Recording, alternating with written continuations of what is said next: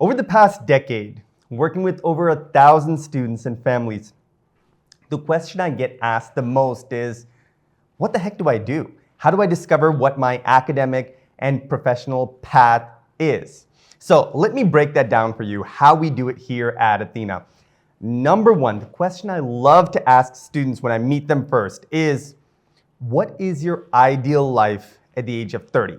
And they're always shocked. They have no idea what to say, but I think this is supremely important, and you have to answer it in as much detail as possible. Where are you living? Is it San Francisco, in the tech hub, New York, London, Dubai, Singapore, or a little island off the coast of Fiji, which would be my choice? But where are you living? What are you doing? And whom are you doing it with? What's your community like? And once you understand that, it's easy to work backward. Now, a lot of students are still totally confused.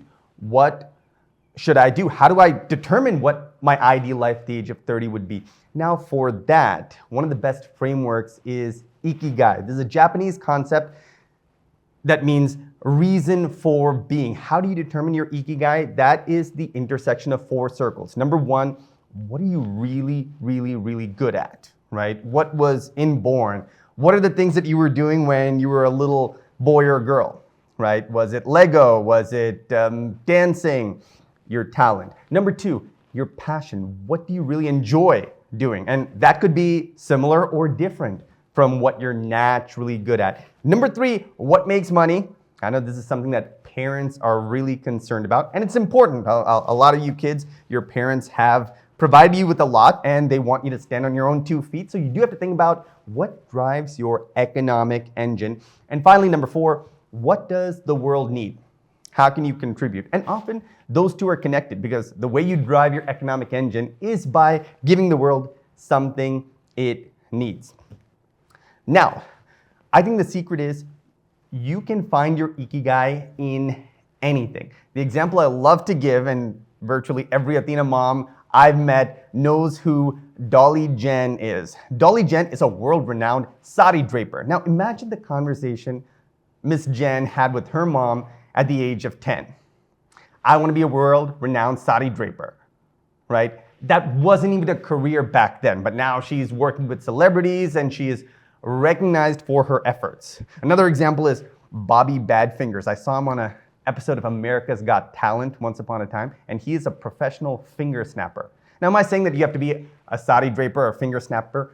Absolutely not. What I'm saying is you can take something really niche and keep leveling up and leveling up and leveling up and create a really amazing career out of that.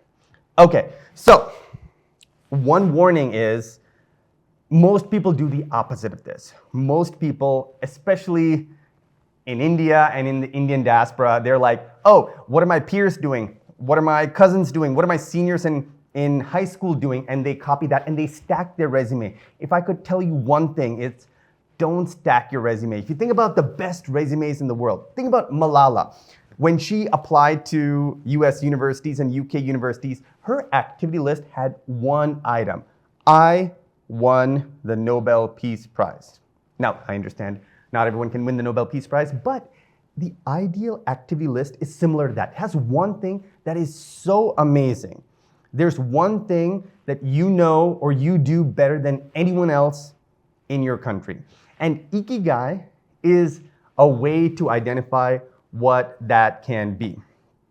Another thing you can do to help out to understand what exactly you need to do right now is think about the heroes, the people you want to be like. If you want to be an amazing filmmaker, what was Steven Spielberg? What was George Lucas? What was Francis Ford Coppola doing when they were 15? And then I guarantee you they were probably not doing 5 different clubs or 5 different activities. They were doing one thing, which was making short films, hours every day. And you take that from the age 15 to 20 to 25 to 30, and all of a sudden, you're one of the legends in your field. So I think that is the blueprint that more young people need to follow. What is that one thing that to you is not work, but play? And I think if we identify that and follow that very religiously, you're going to do amazingly, not just in college admissions, but even in life, and find both success and fulfillment. So that's my 2 cents.